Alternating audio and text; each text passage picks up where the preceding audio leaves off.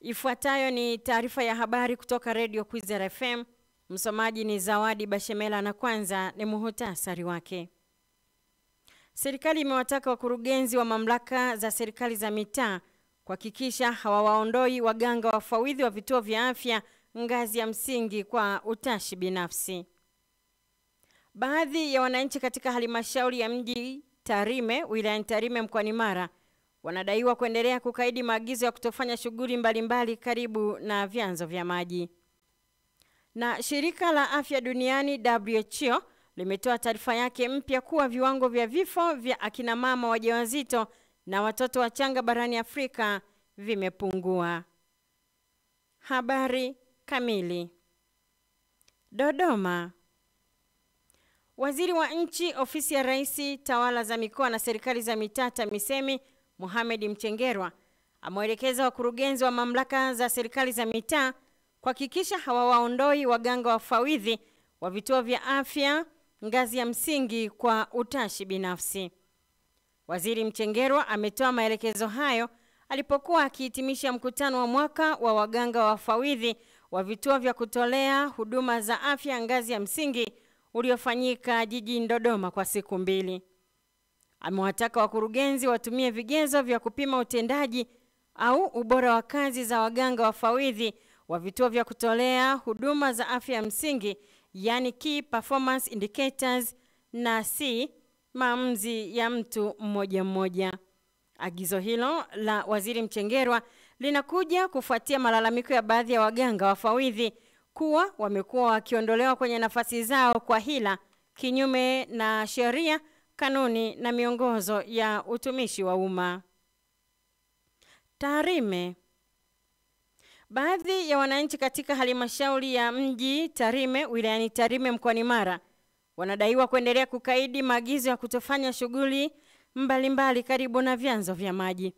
Akizungumza na waandishi wa habari jana ofisini kwake, afisa mazingira wa halmashauri hiyo Patrice Boniface amesema kuwa pamoja na juhudi mbalimbali zilizofanyika, bado baadhi ya watu wanaosha magari, kulima, kuchimba mchanga, kuchenjua dhahabu na hata kujenga karibu na vyanzo vya maji. Afisa huyo amefafanua kuwa shughuli mbalimbali karibu na vyanzo vya maji hairuhusiwi kwa kuzingatia vipimo vya mto au kijito. Ametolea mfano kwa mto mkubwa kama Mori, shughuli zinazotakiwa kufanyika umbali wa mita 60 kutoka mtoni, wakati mito midogo na vijito ni umbali wa mita 30. Mwanza. Serikali imefanya ukarabati wa barabara na kujenga madaraja zaidi ya 6 mkoani humo mkoani Mwanza yaliyokuwa yameathiriwa kutokana na mvua za El Nino zilizonyesha mwaka jana hapa nchini. Meneja wa wakala wa barabara nchini TANROADS mkoa wa Mwanza, Bwana Ambrose Pasco, ameiambia Radio Kwizera kuwa kazi ya ukarabati na ujenzi wa madaraja hayo ilianza mwezi Novemba mwaka jana na inatarajiwa kukamilika mwezi Novemba mwaka huu. Tunajenga madaraja kama upya hilo la Mabatini pamoja na Mkuyuni, lakini kule Sengerema tunajenga daraja la Nyaruha ambalo liko barabara ya Busisi kwenda Ngoma, na Kishinda ambalo liko barabara ya stima kuja Isole. Lakini vile vile Ngudu nako kuna madaraja mawili tunajenga pale. Sakanti ambalo liko barabara ya Ngudu kuja Jojiro, na Malemve barabara ya Jojiro kuja huko Mabuki. Sehemu ya ukarabati wa athari zilizotokana na mvua nyingi za mwaka jana. Awali, Wizara ya Ujenzi ilieleza kuwa tathmini ya mwezi Aprili mwaka jana ilionyesha kuwa mvua ilionyesha ilisababisha uharibifu wa miundombinu ya madaraja na barabara, na kuwa jumla ya bilioni 986 zilikuwa zikihitajika kurejesha miundombinu hiyo katika hali yake. Misenyi. Hospitali teule ya Mugana iliyopo wilaya ya Misenyi mkoani Kagera imeibuka mshindi katika mashindano ya afya na usafi wa mazingira ya mwaka 2024 kwa upande wa hospitali za wilaya. Nafasi ya pili imeshikwa na hospitali ya mji wa Njombe Kibena, huku ya tatu ikishikwa na hospitali ya wilaya ya Chunya iliyopo mkoani Mbeya. Mashindano hayo yanaandaliwa na kuendeshwa na Wizara ya Afya, ambapo mshindi katika vipengele mbalimbali hupatikana kwa uhakiki kufanyika kwa kuangalia ufikiaji wa vigezo mbalimbali. Vigezo hivyo ni pamoja na utunzaji na upendezeshaji wa mazingira, upatikanaji wa maji, udhibiti wa taka, matumizi ya vyoo bora kwenye kaya, maeneo ya biashara na taasisi.